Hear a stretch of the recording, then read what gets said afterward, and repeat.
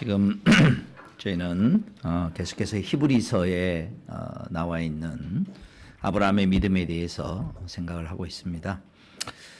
두 번에 걸쳐서 먼저 하나님의 세계가 우리 속에 들어왔다는 겁니다. 원래 우리가 하나님의 세계에 있었는데 사람이 하나님을 떠나서 하나님 없이 살아가는 인생들이 되었죠. 하나님이 다시 불렀다. 하나님의 세계로 불렀다.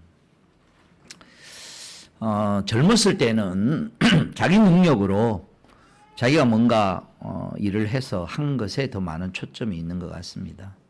자기가 잘하는 것이 분명히 있지요. 또 열심히 한 것도 있죠.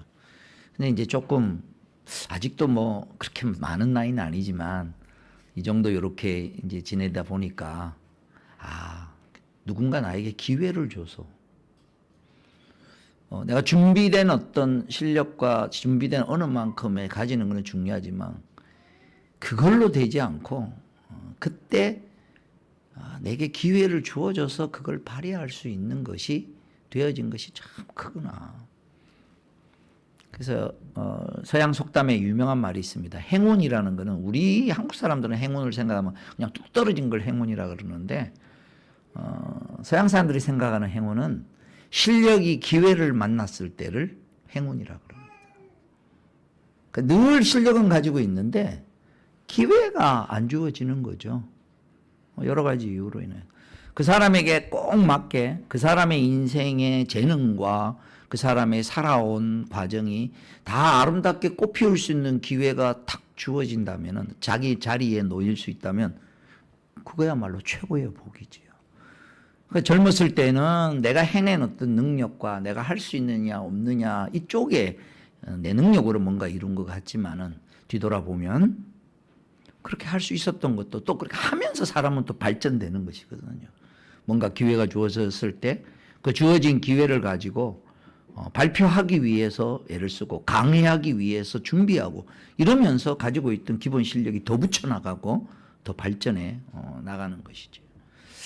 그래서 성경에 보면 달란트 비유가 있는데 2달란트 맡은 사람하고 5달란트 맡은 사람에게 주님께서 더 주시면서 착하고 충성된 종아 내가 작은 일에 충성하였기에 내가 너에게 많은 것으로 주리라 라고 했는데 그 많은 것으로 준다는 것 중에 하나는 뭐냐면은 10억을 내가 가지고 이렇게 운영할 수 있는 실력이 있다가 열심히 함으로 말미암아 20억 30억을 할 수 있는 실력이 붙은 게 상급이라는 거예요. 오늘 우리가 인생을 살아가면서 어떤 일들을 진행해 나갈 때 처음에 주어진 건 작지만 그걸 붙들고 막 씨름하다 보면 큰 거를 운영할 수 있는 만큼 결과론적으로 나에게 실력이 붙은 거라는 거죠.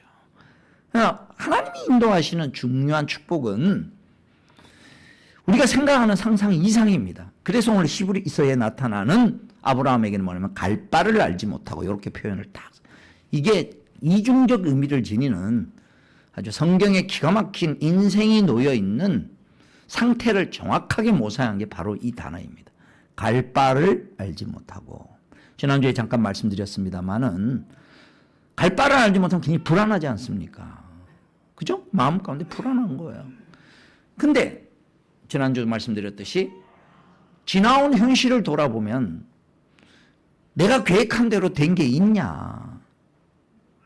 또 그렇게 많지 않다는 거죠. 근데도 인생은 미래를 향하여 살아가야 되기 때문에 미래에 대한 계획을 세울 수밖에 없고 근데 미래가 내 손에 달려있지 않다라는 걸 내가 알기 때문에 뭐 보험도 들고 뭐 애견도 하고 하지만 그대로 되는 적이 거의 없다. 또 인생의 아주 중요한 일들은 중요한 사건과 중요한 만남들은 돌아보면 뭐 작은 것들은 어떨지 몰라도 사실은 큰 것들은요 내 손에 의해서 결정되기 거의 없는 것 같아요. 그럼 어떻습니까? 사람이 태어났을 때 어떤 부모를 만나느냐 하는 거 굉장히 중요한 거지 않습니까? 상당 기간 동안.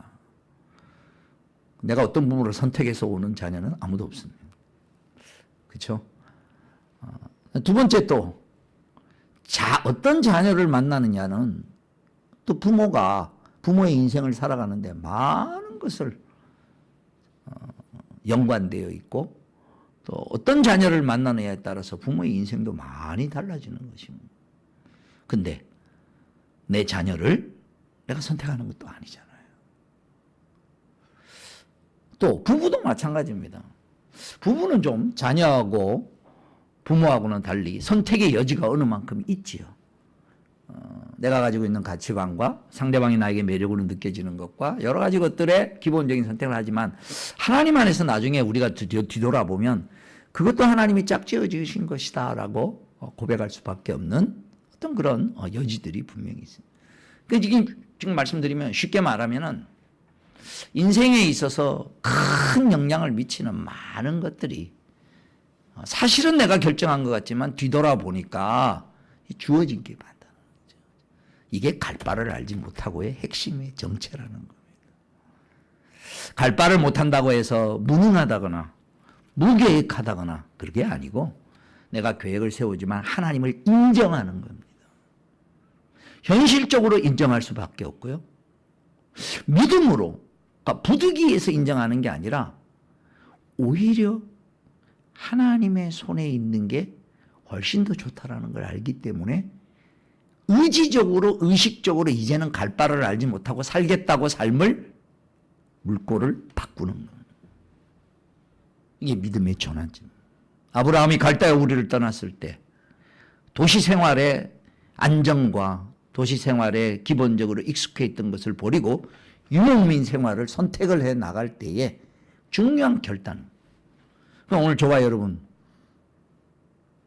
믿음을 가졌기 때문에 이 시점에 있어서 새로운 결단을 저희가 마음 가운데 참 정말 했으면 좋겠어요. 그건 뭐냐? 내가 세우고 있고 내가 생각하는 계획 이게 아니고 나보다 훨씬 큰 분이 생각하고 나보다 훨씬 오래 영원토록 가지고 있는 어떤 계획 가운데 하나님이 나를 불렀다면 내가 당연히 가야 하는 길에 대하여서 다 알지 못하는 것은 너무나도 자연스러운 거죠. 설령 내가 계획을 세운 것도 잘 안 되고 있는데 그게 아니고 내 역량을 뛰어넘는 어떤 큰 거대한 프로젝트 가운데 뭐가 진행되고 있다면 그것이 하나님이 하신다라는 걸 알고 하나님이 마지막에 어떻게 하실 것이다라는 걸 우리에게 본질은 가르쳐 주지만 그 코스가 거체적으로 어떻게 되는지에 대해서는 그게 워낙 크고 놀랍기 때문에 우리는 모르는 게 당연하다라는 것부터 편안한 마음으로 받아들이죠. 내 미래를 모른다고 해서 불안한 게 아니라 오히려 내 미래의 개연성을 가지고 계획은 세우지만 하나님은 다른 길로 인도할 수 있어. 왜? 오늘 이제 이 말씀을 한 단계 더, 한 걸음 더 들어가서 깊이 있게 나누는 거예요. 그래야 뭐가 나타나냐면요. 내 계획과 지혜와 능력을 뛰어넘는 하나님의 계획과 지혜와 능력이 나의 삶을 통하여 나타나는 것이 우리 인생의 가장 아름다운 복된 모습이라는 것이죠. 오늘 여기 히브리서 11장에 나오는 여러 사람들이 있습니다. 근데 참으로 놀라운 것은 한 사람의 자신의 삶을 믿음이라고 딱 표현했는데 오늘 저의 용어로 이제 이걸 다시 바꾸면요. 그 사람이 가지고 있는 용량은 요만큼인데 하나님이 그 사람을 부름으로 말미암아 그를 통하여 뭐가 나타나냐면 전혀 생각지도 못했던 하나님의 지혜가 나타나고 그 사람의 삶을 보니까 하나님의 능력이 나타나고 그리고 그를 인도하는 하나님의 인도가 나타나고 그리고 그가 생각지도 못했던 축복을 누리는 것으로 그의 삶이 나타나고 있는 것입니다. 그걸 히브리서 11장에서 아브라함은 어땠고 그 안에 사라는 어땠고 모세는 어땠고 한 사람 한 사람 케이스를 통해서 뭐가 드러난 인생이냐면 하나님의 지혜가 드러나고 하나님의 능력이 드러나고 하나님의 선하심이 드러나고 그 사람 스토리를 들을 때 야, 이 사람 되게 힘들었겠다. 예, 그렇죠. 근데 인생 전체를 두고 뒤에서부터 조망해 보면요. 야, 이 사람이 이루어지는데 요셉을 얘기하면 해필이면 그때 기근이 들고 해필이면 해필이면 그때 풍년이 들고, 해필이면 그때 술 맡은 관원장과 떡 맡은 관원장이 요셉이 있던 감옥에 들어오고, 술 맡은 관원장은 복귀가 되었는데 3년 동안 잊어버리고, 그 거꾸로, 그 사람이 어떤 일을 겪고 어떤 갈등을 하느냐라고 하는 측면만 보지 마시고, 그건 극히 일부분이고, 그 사람 인생의 처음과 마지막을 보면서 그를 통하여 뭐가 확 드러나고 있느냐. 그를 통하여 확 드러나고 있는 것은 하나님의 다스리심과 하나님의 전지전능하심과 하나님의 지혜와 하나님의 그를 향한 배려와 놀라운 하나님께 속한 모든 게 드러내는 인생 스토리가 믿음의 길이라는 것입니다. 오늘 저와 여러분이 하나님 앞에 믿음으로 반응하면 나를 통하여 내가 드러나는 게 아니라 내 인생 가운데 하나님이 만들어내는 하나님의 역사가 드러난다는 거예요.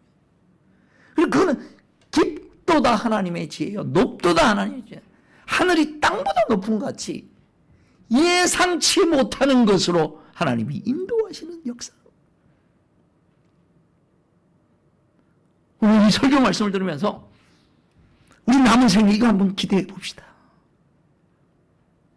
내 인생 살아온 거, 지나온 걸 돌아보며 앞으로의 내 삶을 뭘로 기대할 것이냐? 하나님의 지혜와 능력이 드러나는 삶이 되기를 마음 가운데 소원합니다. 로마서 11장 33절에 깊도다 하나님의 지혜와 지식의 풍성함이요 그의 판단은 헤아리지 못할 것이며 그의 길은 찾지 못할 것이로다. 이사야서 55장 9절 말씀, 이는 하늘이 땅보다 높음 같이 내 길은 너희 길보다 높으며 내 생각은 너희 생각보다 높음이니라. 특별히 여러분 고린도전서 1장 한번 같이 보실래요? 놀라운 이야기를 바로 이런 하나님의 지혜와 능력이라는 차원에서 이렇게 사도 바울은 풀고 있습니다. 고린도전서 1장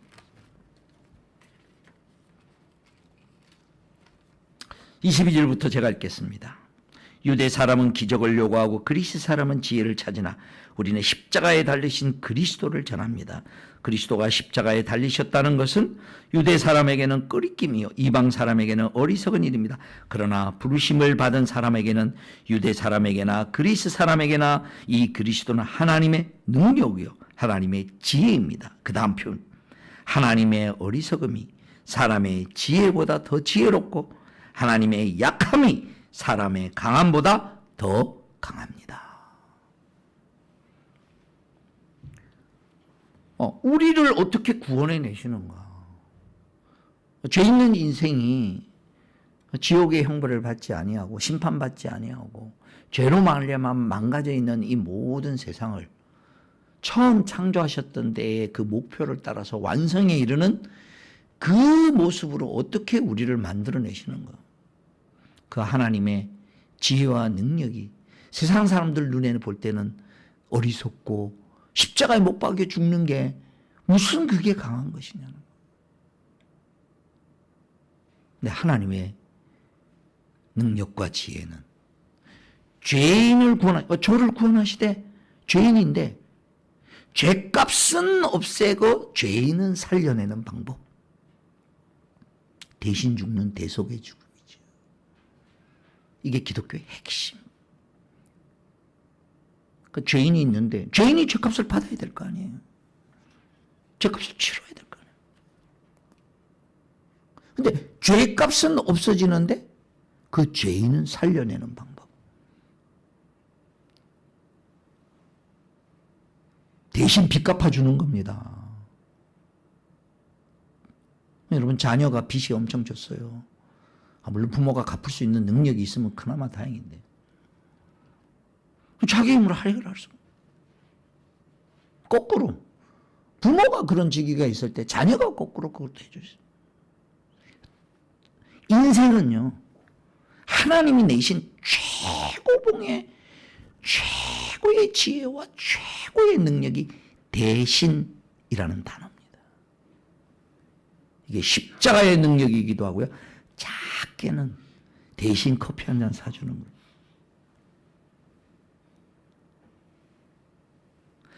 하나님의 능력과 지혜의 최고봉이 내 속에 내온.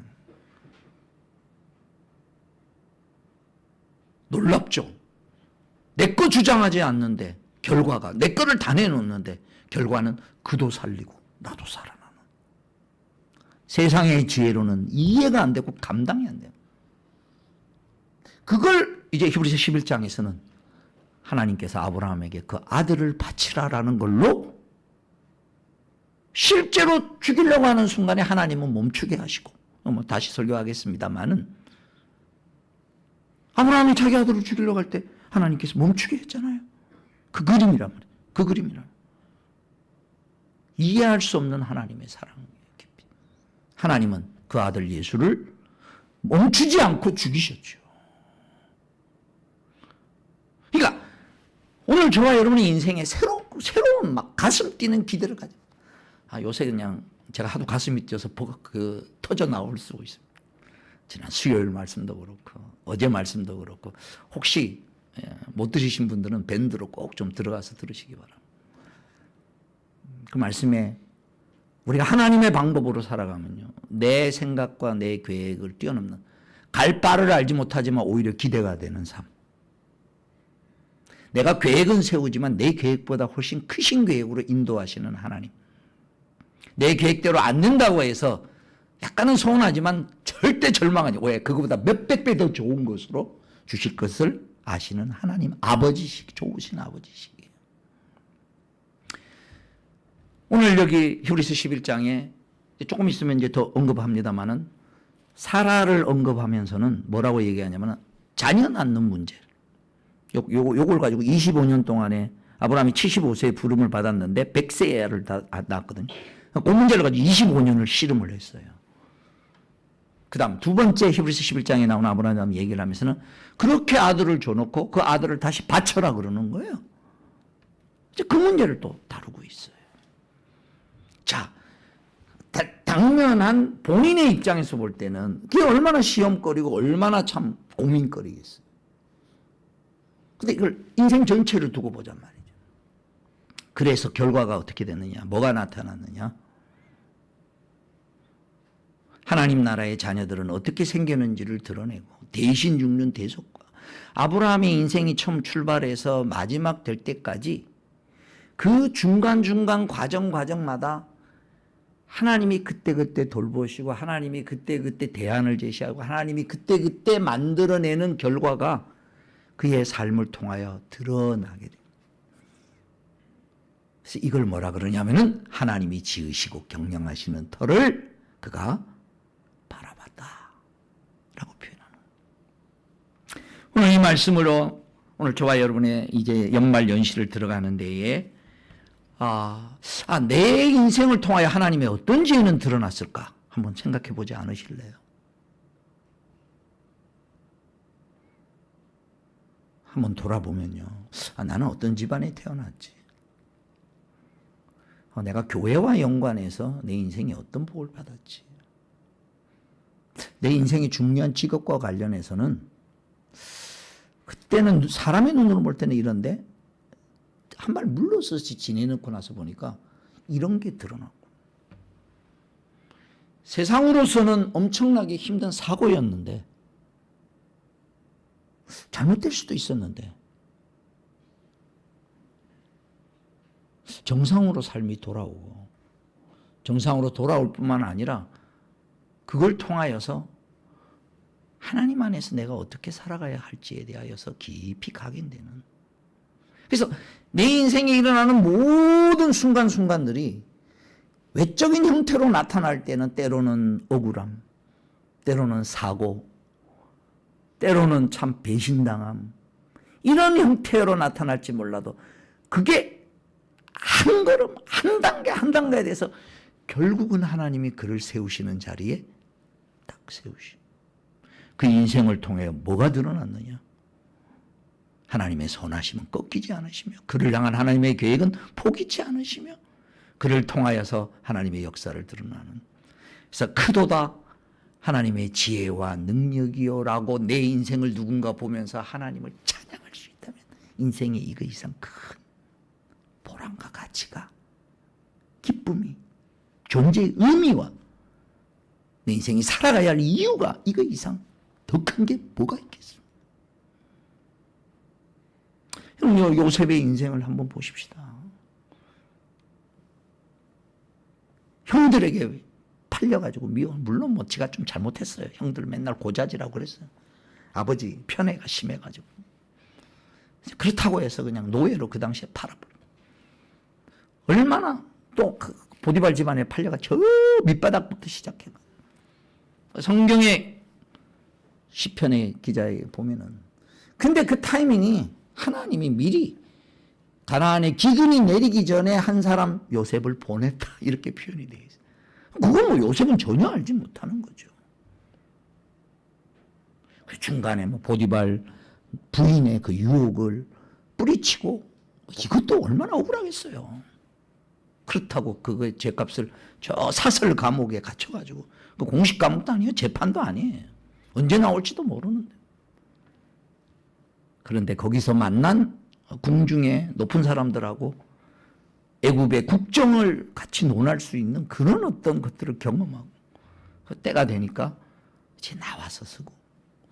그러니까 나중에 이제 뭐 전체 요셉 스토리들 우리가 알겠지만은 오늘의 얘기하려는 초점은 뭐냐면요. 그는 갈 바를 알지 못하고 정말 팔려도 가고 갈 바를 알지 못하고 보디발 집안에서 밑바닥 생활하고 갈 바를 알지 못하고 감옥에서 하나님 이게 뭡니까? 라고 그 영혼이 착고에 채웠다 이렇게 시편에는 표현이 되어 있어요.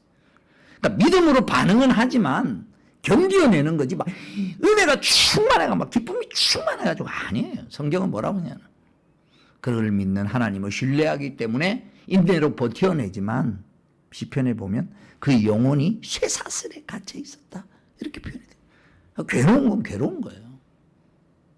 그러나 그건 절대 의미 없는 괴로움이 아니에요. 그래서 지금 일이 끝난 시점에서 바라보니까 뒤돌아보니까 이걸 통하여 그에게 어떤 실력이 붙었는가. 나중에 총리로 세웠을 때 저 밑바닥에 있는 사람들의 심정을 알고 요셉이 세운 유명한 법률이 있습니다. 소장농의 4분의 1법입니다. 전 세계 역사상 이런 게 없습니다. 성경을 자세히 보시면 그가 어떻게 해서 그런 어떤 마음을 알아요. 그러니까 소장농이라는 거는 이제 땅도 없고 이렇게 뭐 이렇게 농사를 지어야 되는데 씨앗도 없고 뭐 아무것도 없어요. 다 빌렸어요. 그러면 몽땅 다 빌렸으니까 나중에 그거를 추수하고 난 다음에 갚으면 어느 만큼 갚겠어요? 여러분 50%가 넘습니다. 자기는 노동력만 제공한 거고. 우리나라 소장농이 옛날에 그랬어요. 땅도 주인 땅이고. 그 다음에 모든 것도 다 주인 거니까 나중에 추수를 하고 난 다음에 몇 프로를 내느냐? 기본이 50%가 넘는 거예요. 근데 그 고대 사회에 있어서 요셉이 만든 법은 4분의 1, 25%만 내라는 거예요. 나머지는 다 나가지고. 이런 법이 어디서 나왔겠습니까? 이런 법. 그가 처절하게 밑바닥 인생에서 경험했던 것들이죠. 그러니까 제가 말씀드리고 나는 내용은 그가 꿈을 잘 꿔가지고 하나님의 은사는 받았지만 꿈을 꾸면서 국정을 운영했다는 얘기가 하나도 없어요. 성경에. 잘 읽어보십시오. 꿈꿔서 국정했다는 게 하나도 없어요. 그의 지혜와 그의 내용이 그 모든 대신들을 장로들을 감탄케 했다 그랬습니다. 그 실력이 어디서 붙었겠습니까? 밑바닥부터 차근차근 마침 하나님이 세우시려는 자리에 가 뒤돌아보니까 가장 맞춤식 코스였다는 거예요. 저는 그걸 믿습니다. 하나님을 인식한다면 오늘부터 우리 이걸 인식하며 살아가잖아요.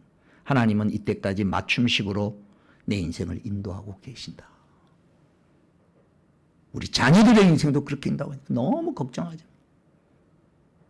잘 되고 잘못되는 일. 그래서 마침내 내가 소원하는 것은 내 인생이 걸어가는 길을 통하여 누군가 내 스토리를 들을 때 깊도다 하나님의 지혜와 하나님의 능력이에요. 사람들의 눈으로 볼 때는 그 사람의 인생에 어려움이고 연약함의 과정일지 몰라도 믿음의 눈으로 볼 때는 그래서 그 인생이 어떻게 되었느냐.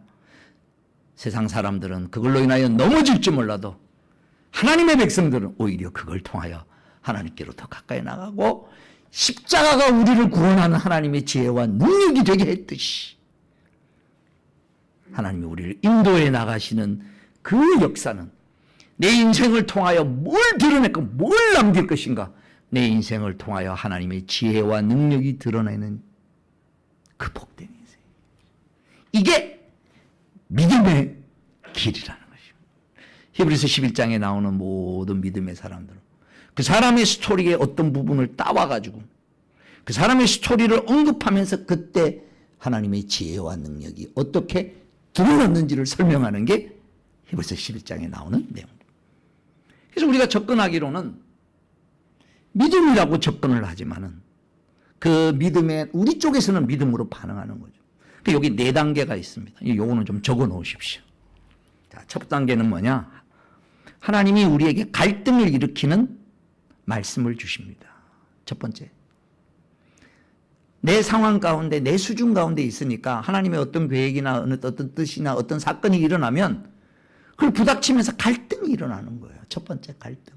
이건 굉장히, 그러니까 갈등하고 고민하다가 두 번째 내가 선택을 합니다. 두 번째 선택. 그러니까 이때 하나님을 인식함으로 믿음으로 반응하는 선택을 우리가 해야 되는 것이죠. 하나님을 인식함으로. 그러니까 갈등하면서 기도하면서 갈등하면서 막 울면서 막 싫어요 그러면서 그러나 돌아보면 사실은 또 이만큼 와 있어요. 싫다 그러면서도 여기까지 와 있거든. 근데 이 갈등의 기간과 이 고민의 기간을 하면서 두 번째 선택을 하는 거예요. 믿음으로 선택하는 거예요. 반응하는 거예요. 그러면 세 번째 이제 나타나는 내 반응에 대한 하나님의 반응이 나타납니다. 이게 이제 기가 막힌 인도하심. 이게 갈 바를 모르고, 왜냐면 내가 원하거나 내가 세운 계획이 아닌데 나에게 닥친 일에 대하여 내가 믿음으로 반응하면 그 다음 어떻게 어떤 일이 벌어지고 어떻게 가야 될지는 그분이 계획한 대로 그걸 일으키신 그분을 허락하신 당신의 계획으로 들어가는 거니까 내 쪽에서는 모르죠. 근데 그게 축복이라는 거예요. 그 과정을 통하여 뭐가 나타나냐? 하나님의 계획이 나타나고요. 하나님의 능력이 나타나고요. 하나님의 지혜가 나타나고 하나님이 사람들을 붙여주시는 것도 나타나고 하나님이 기회를 주시는 것도 나타나고 하나님께 속한 내게 없는 많은 하나님의 것들이 드러나는 단계가 세 번째 단계라. 하나님의 반응. 요걸 기대함으로 오늘 저와 여러분이 하나님 앞에 갈 바를 알지 못하지만 오히려 기대가 되는 이런 선택을 해요. 마지막 네 번째, 하나님 나라에서 저와 여러분의 자리를 하나님이 만들어 주십니다. 왕관에 잘 박힌 보석처럼 멋진 하나님 나라에서 저와 여러분의 당신이 만들어 놓으신 그 자리에 가장 아름답게 별처럼 빛나는 것입니다. 여러분, 이런 소망을 가진 인생이 어디 있겠습니까? 이 땅에 하나님의 백성들이 누릴 수 있는 영광이고 축복입니다. 말씀을 마무리하겠습니다. 오늘 우리 인생이 뭘 해든 상관없습니다. 내가 지금 뭘 하고 있느냐 그렇게 크게 중요하지 않습니다. 하나님이 내 인생에 인도하신다. 나는 갈 바를 알지 못하지만 내게 일어나는 스토리를 통하여 하나님의 지혜와 능력이 나타나게 하신다. 그러려면 내가 오늘 하루 내게 주어진 상황에 대해 믿음으로 반응하는 일에 성공하는 것. 하나님이 일하시는 게 복에서 갈등이 생길 때 나 자신을 내 뜻을 십자가에 못 박고 날마다 십자가에 못 박고 나가면 그 다음은 하나님이 어떻게 이루어 나가실 것인가. 하나님이 그걸 뭐냐. 너를 통하여 하나님이 만들어내시는 거죠. 이걸 오늘 히브리서 11장에는 하나님이 지으시고 경영하시는 터를 바라봤다라는 거예요. 저와 여러분의 인생을 통하여서 하나님 이거 행하시기를 원합니다. 너를 볼 때마다 너의 일어나는 사건마다 가슴 아픈 이야기가 오히려 하나님께 영광 돌리는 일로 하나님은 얼마든지 바꾸실 수 있는 분이십니다. 나의 가장 연약한 것을 사도 바울을 표현하면 가장 자랑거리로 바꾸시는 그 하나님의 놀라운 지혜와 능력이 기대하면서 믿음으로 반응하는 저와 여러분이 되기를 주님의 이름으로 축원합니다. 기도하겠습니다. 오늘 주신 말씀 생각하며 하나님 앞에 감사의 기대를 가지고 오늘 이 시간 기대하겠습니다. 하나님, 나를 통하여 하나님의 지혜와 내 인생 스토리를 통하여 하나님의 지혜와 능력이 드러나는 일에 사용하여 주시옵소서. 그걸 기대하며 살아가겠습니다. 이제 낭망하거나 세상적으로 보지 아니하고 오히려 어려울 때 하나님이 어떻게 하실지 기대하는 그런 믿음을 가지고 적극적으로 살아가겠습니다. 이 시간 한번 헌신하며 같이 기도하면 좋겠습니다. 기도하겠습니다.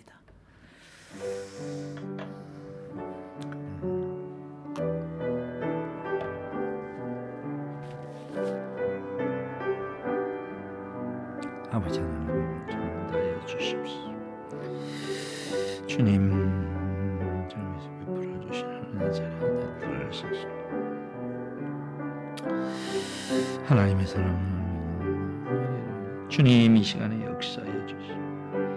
우리 인생의 연약함으로 오히려 하나님의 지혜가 드러나게 하시고 우리의 부족함으로 하나님의 능력이 더 드러나게 하여 주시옵시고 내 인생이 갈 바를 알지 못하지만 답답하지 않고 아버지 하나님 오히려 기대를 가지고 하나님이 지으시고 경영하시고 만들어 나가신 그것을 기대하며 나가는 저희들이 되게 하여 주시옵시고 갈등이 있을 때 고민이 있을 때 주 앞에 나와 엎드리게 하여 주시옵시고 갈등하고 고민하면서 하나님이 기뻐하시는 것에 선택하며 반응하게 하여 주시옵소서. 내가 믿음으로 반응하는 일에 성공할 때 하나님이 그 다음 길을 인도하시고 하나님이 놓여야 할 자리에 놓게 하시고 인생이 꽃피우게 하시는 그런 믿음의 길을 걸어가는 저희들이 되게 하여 주시옵소서. 오늘 이 말씀을 듣고 인생의 새로운 내 남은 생에 더 큰 기대를 가지고 살아가기로 결심하게 하여 주옵시고 이제는 더 이상 원망하거나 불평하지 아니하고 하나님 바라보며 하나님 붙들며 살아가는 하나님의 사람들로 믿음의 사람들로 하나님 세우시고 채워주시옵소서. 우리 구주 예수 그리스도의 구속의 은혜와 하나님 아버지 크신 사랑과 성령이 교통하시고 함께하심 갈 바를 알지 못하지만 오히려 더 기대를 가지고 하나님의 지혜와 능력이 드러나는 그런 인생이 되기를 소원하는 주의 사랑하는 자녀들 머리머리 위에 이제로부터 영원토록 항상 함께 있을지어다. 아멘.